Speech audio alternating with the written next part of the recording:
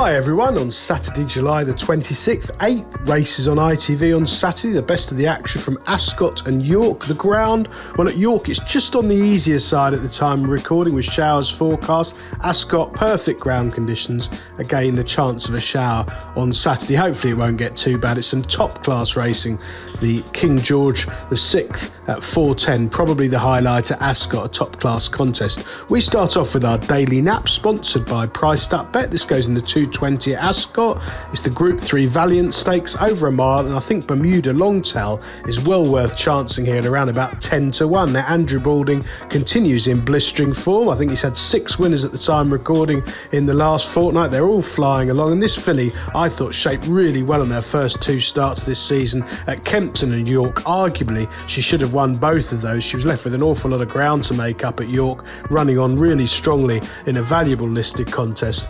I think the reason you're getting a decent price this afternoon is mainly that she didn't handle the undulations of Epsom last time out, tucked away up the inside, not settling and then weakening just before the furlong pole. She shaped as though in top form. It was just one of those runs at Epsom. I think you can ignore it. Back on a flat track here, back to a mile, a Sheen Murphy book. There's a strong gallop on up front. I think they'll get racing a long way out, and that should set things up nicely for Bermuda Longtail to swoop late with any luck in running. Our value angle selection, sponsored by Priced Up Bet, goes in the 2 o'clock at York.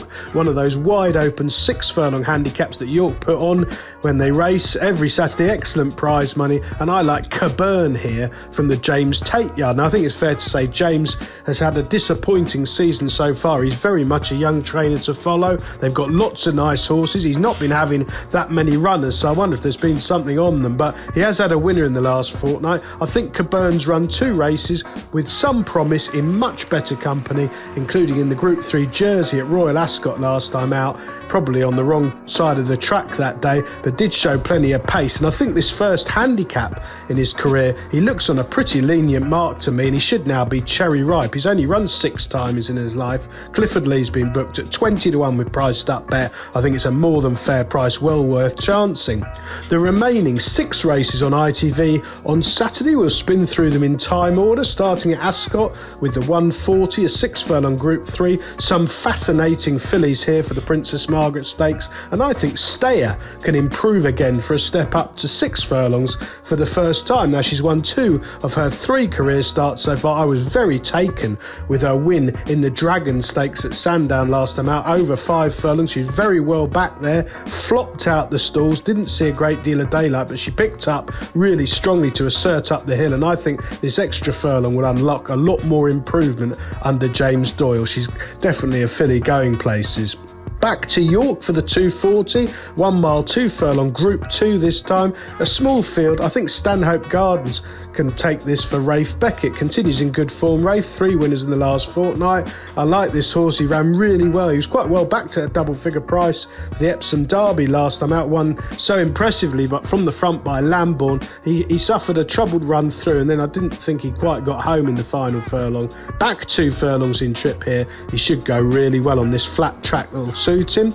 Over to Ascot for the 3 o'clock, 7 furlong handicap, wide open. Look for firms offering extra places. Oliver Show at around about 12-1 looks sure to run really well for George Bowie. I thought he'd been shaping really well in defeat and still struggling at the Royal Meeting in Red Hot company, and he remains open to some improvement off the wind operation that he had in the early summer months. Back to York for the 320, quite a spectacle this for jump jockeys over 5 furlongs. There'll be some various riding abilities on show at this level. They're going to run for just under a minute. I think they're used to running for 3 or 4 minutes over jumps, but Smart Vision is a handicapper who's tanked through his race last time out over 7 furlongs, eventually not getting home. And I think this drop back to 5 should suit Tom Cannon, one of the tidier jumps jockeys. He takes the ride, and I think Smart Vision will be flying home over 5 furlongs here. Hopefully they go too hard and stop. That's often the case in this race. Back to Ascot, another handicap, 3:35 over a mile, a very valuable race here. I like Fear Not. He's been running really well at a time when Clive Cox's horses haven't hasn't been running that well, but he's got his team back in the winners now, 3 in the last fortnight,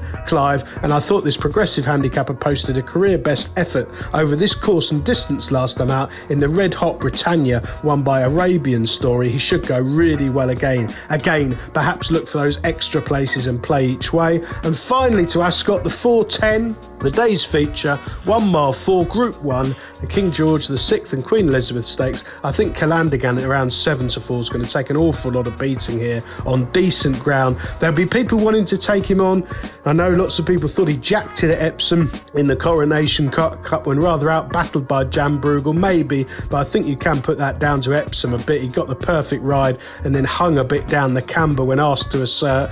He definitely has a quirk or two, but Michael Barcelona knows him really well. He'll ride him with supreme confidence. He got his career back on track at St Cloud last time out, and I think he'll outpace these rivals. He's won 5 of his 11 career starts so far, and I think he'll pounce late on the bridle at around about 7 to 4. I think he's got to a pretty fair price. Best of luck with all 8 ITV races on Saturday, everyone. Please do like and comment on all of my YouTube videos, and do subscribe to the channel. It's free, and if we get the numbers up, it really helps me. Priced up bet, enhancing an awful lot of prices on these busy Saturdays.